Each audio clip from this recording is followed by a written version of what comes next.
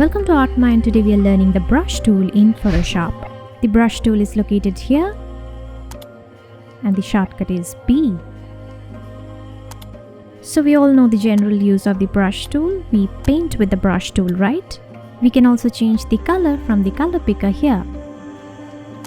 Let's have some green. We can even use the color panel.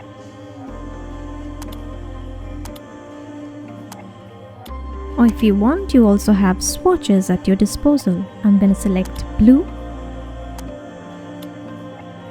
Now we'll learn each of the options of the brush tool one by one. First, let's deal with the brush size. This is the size of the brush right now, and this is how it paints. To change the brush size, we can go up here. Again, let me just show you the brush size we have right now. So this is our brush size.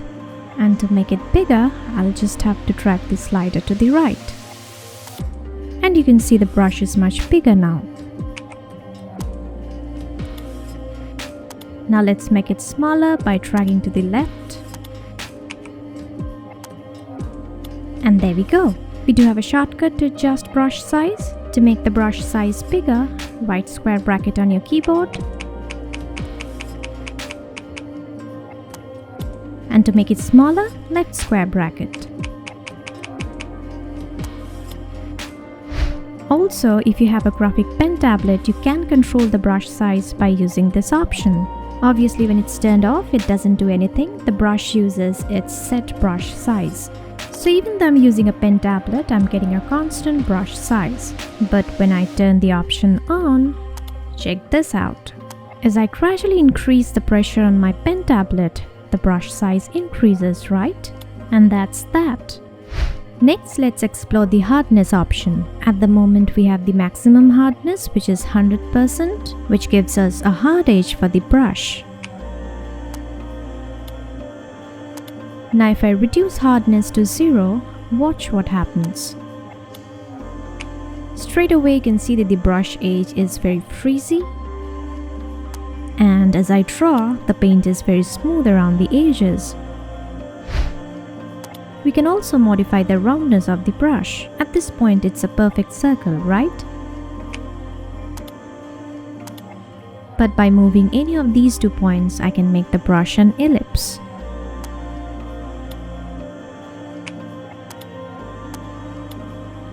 We can also control the angle of the brush. We just need to rotate this arrowhead. You can also control the angle from this box. So I'll go back to the default brush angle, which is 0 degree. I'm gonna skip the brush settings option because the next tutorial is gonna be solely devoted to this option. Instead, we are gonna look at blend modes.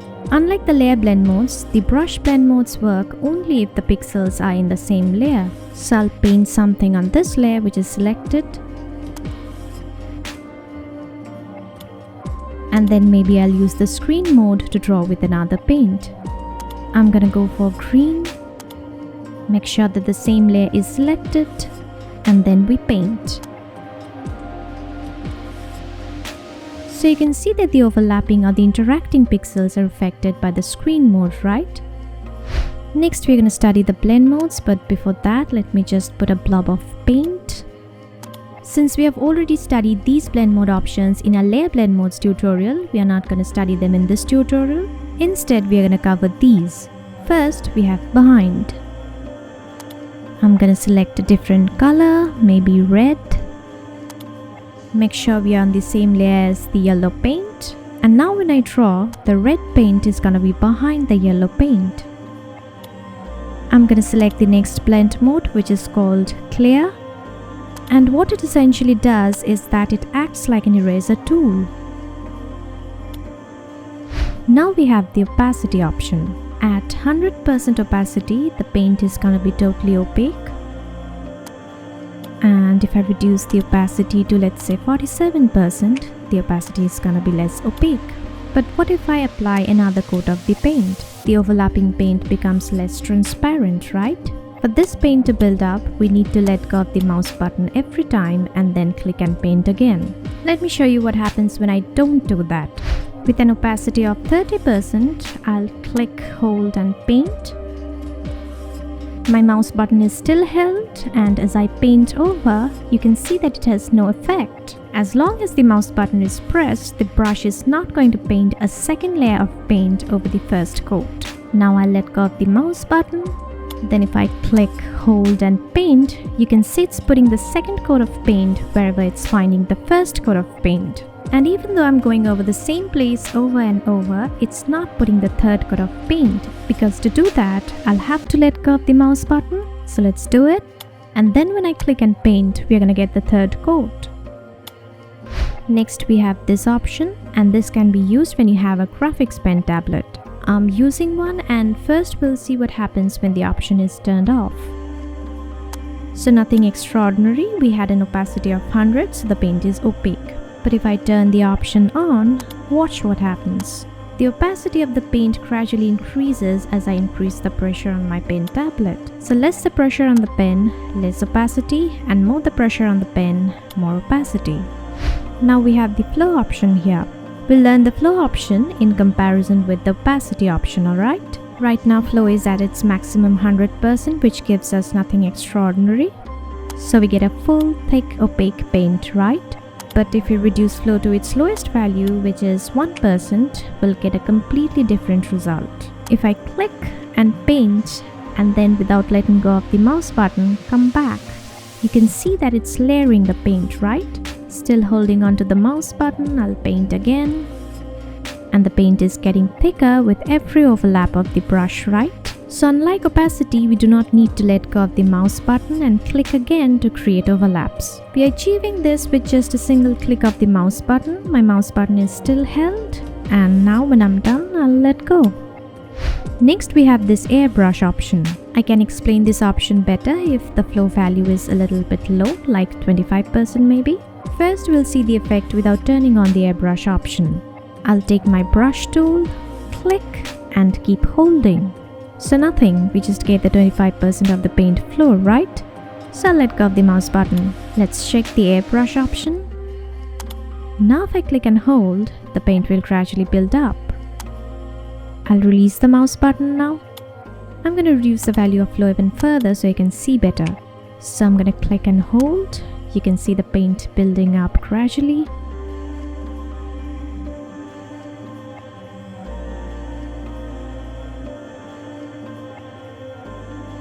I'm happy with it, so I'll let go of the mouse button. Next we have a smoothing option. It's at 0%, which means we have no smoothing now. So when I try to paint, the paint is shaky, right? Now let's crank up smoothing. Now if I go in, and even though I'm not that careful, the paint is gonna be smooth. You may or may not see this leash based on what you have set in your preferences, so don't worry if you don't see this.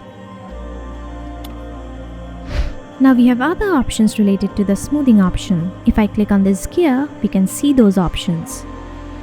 First is the pull string mode. I'm gonna check the box, then start painting. So click and drag. But what's this? We're not getting anything except this blue dot. Wait till I reach the rim of an invisible circle, the center of which is this dot. Now we can see the circle, right? And if I drag the brush beyond it, it's gonna start painting. That's alright, but what's the big deal about this radius and this circle? Suppose you're unsure about your next move. This circle gives you enough room to decide. Maybe you want to go down, up, this way, or that way. Notice it's not painting the stroke as of yet. Why? Because as long as you don't reach the rim of the circle, it's gonna think that you're still deciding. So I've made up my mind, I want my paint to go like this. I'll move the brush and make it touch the rim over here. Then I'll pull beyond it and we get the paint. I don't know where to go next. Let's go in this direction. I'll touch the rim and then pull. We go in, nothing happens. Go beyond the rim and we get the paint again. And since I'm done painting, I'll let go of the mouse button and you can no longer see the circle. The next option is stroke catch-up. First we'll see how the brush works when it's turned off. I'll draw a line. When I stop painting, the paint doesn't reach the brush. There's a gap in between the paint and the brush, right? I'll let go of the mouse button, then turn on stroke catch-up. Now when I paint and stop, the paint reaches the brush, right? I'll let go of the mouse button. The next option is catch up on stroke end. First, we'll see what happens when it's unchecked. When I click and draw, the paint is gonna remain here once I let go of the mouse button. So I'll do that, and the paint is still there. I'm gonna turn on catch up on stroke end. I'll start painting, and when I let go of the mouse button, this paint is gonna go to the position of the brush. So let's release the mouse button, and there we go. Next, we have adjust for zoom. To be honest, I personally don't see any huge impact of this option, but I'll still show you. First, we'll see what happens when it's unchecked. Although you keep the smoothing value intact, whenever you draw something while zooming too much, it seems like the smoothing has increased. Let's zoom in. Now if I go in and draw something, the smoothing value seems to have increased. It seems like the paint is drying at a much lower speed. So it's time to check adjust for zoom. Now if I paint, the drawing is much faster. You can also use the adjust for zoom option when the canvas is too much zoomed out. So let's make it 25% over here. Let's uncheck adjust for zoom. The problem that we face now is that the speed of the paint seems too fast. So to solve that, I'll check adjust for zoom. And now the smoothing speed seems normal. Next, we're going to explore this symmetry option. First, we have vertical symmetry. We get this vertical line which we can scale up, scale down, or even move. I'll confirm the transform. Now if I paint something on one side, it will appear on the other side. And it still works if we go beyond the line. Now suppose we want to bring the symmetry line back to the middle. For that we go over here and then transform symmetry. We'll move it where we want and then confirm it. The symmetry works here as well. I'll move this once more, so I'll go to symmetry, then transform symmetry. Now if I rotate the symmetry line, the symmetry will still work. Now if you think that the symmetry line is obstructing your view, you can hide it. We go up to symmetry and then hide symmetry. And it still works. You can unhide the symmetry line anytime you want. You just go to symmetry and then show symmetry. And if you want to delete the symmetry line permanently, you go to symmetry and then symmetry off.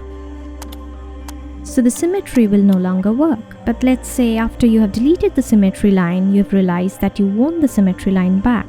For that you go to symmetry and then last used symmetry. The symmetry works again. We have various other symmetries which you can check out on your own time. We can also create our own symmetry paths. For example, I'll create a random path with the pen tool. We hit enter to end the path. Don't worry, it's not gone. We just have to go to path and then select the path. Now that the path is selected, I'll use my brush tool. Shortcut is B. Let's go to symmetry and then selected path. I'll confirm this and now it will work as a symmetry path. Let's see if it really works. Looks like it does. Now we can also warp our symmetry paths. Let's take vertical for example. This is the warp option. Let's click on it.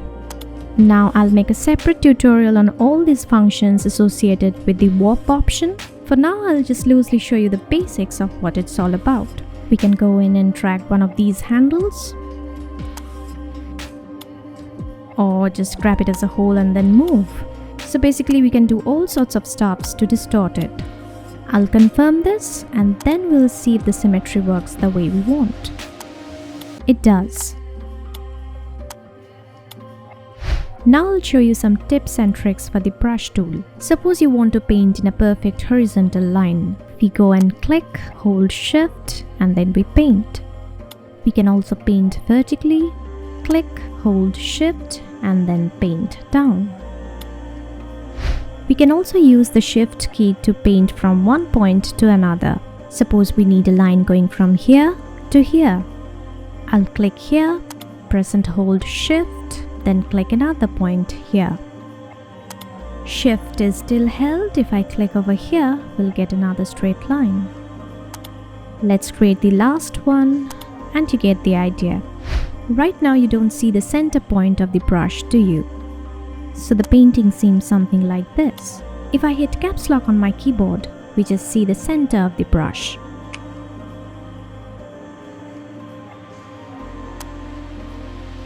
But what if we want to see both the center and the rim of the brush? For that, we go to Edit, Preferences, and then Cursors. Then we'll have to check Show Crosshair in Brush Tip. Now we can see both the brush rim and the center of the brush, right? And this is all I have for today. Make sure to check the other videos. I'll see you next time. Bye.